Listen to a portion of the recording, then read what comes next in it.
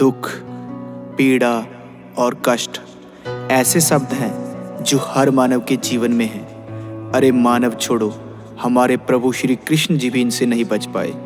सारी गाथा सुनाने के लिए मेरा ये जीवन भी कम पड़ जाएगा और आपका सुनने के लिए।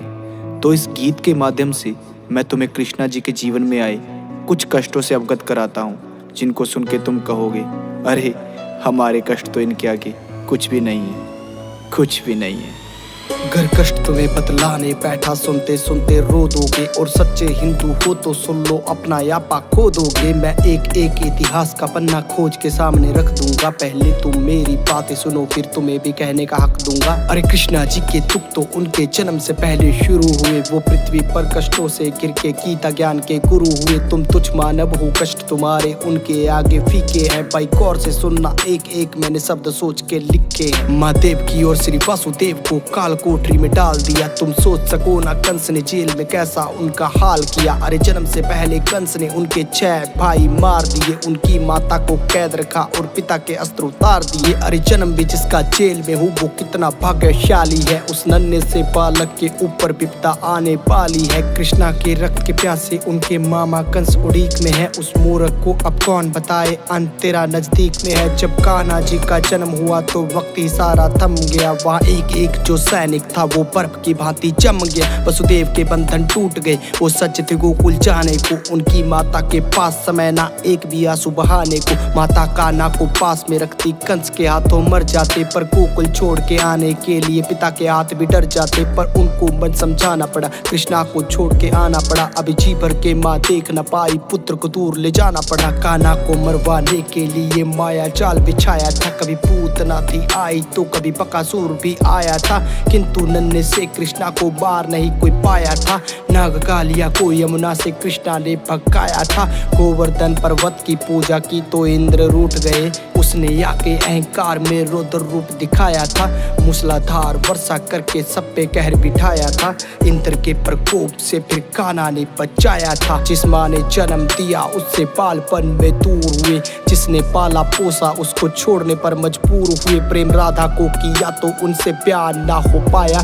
प्रभु के मन में जो था कोई भी समझ न पाया। 14 साल कैद में थे, माता पिता को छुड़ाया। और रोते रोते उनको अपने गले से लगाया। सुदामा मिलने उनको आया, द्वारपालों ने भगाया। उसने खुद को श्री कृष्णा जी का मित्र बताया। सब हंसने लगे उनपे और मजाक भी उड़ाया। कान्हा दौड़े आए, उनको अपने गले से लगाया। और परम मित्र होने का प्रमाण भी दिखाया। उनके चरणों को खुद धोया, उनके पैरों को दबाया। अपने हाथों से सुदामा जी को भोजन भी कराया। उनकी टूटी फूटी झोपड़ी को महल बनाया। उनकी टूटी फूटी झोपड़ी को महल बनाया। हाथों से सुदामा जी को भोजन भी कराया। 16,000 कन्या कैद में थी, उनको था छुड़ाया। नरकासुर को भी मारा, सबको उनके घर पहुंचाया। इतने साल किसके साथ में थी, सबने प्रश्न उठाया। और किसी भी कन्या को ना था किसी ने अपनाया। तब दुखी होके लौटी कन्या कृष्णा जी के पास। बोली, प्रभु हमको जिंदा रख लो, तुम हो अंतिम आस। सबके मान को बचाने खातिर उनसे प्यार रचाया। और द्वारका में लाए अधिकार भी दिलाया। द्रौपदी की लाज रखी, उसके मान को बचाया। भरी सभा में हो रहे वस्त्र हरण से बचाया। फिर स्त्री मर्यादा खातिर धर्म युद्ध रचाया। अर्जुन हुए जो भयभीत, उसको गीता ज्ञान सुनाया। तब जाके उसको अपना यथा रूप भी दिखाया। उसके हाथों सब पापियों का नाश भी करवाया। देके श्राप अश्वत्थामा को फिर अमर भी बनाया। अपना नाम देके बर्बरीक को खाटू श्याम बनाया। बीचों बीच समंदर में एक नगरी बसाई,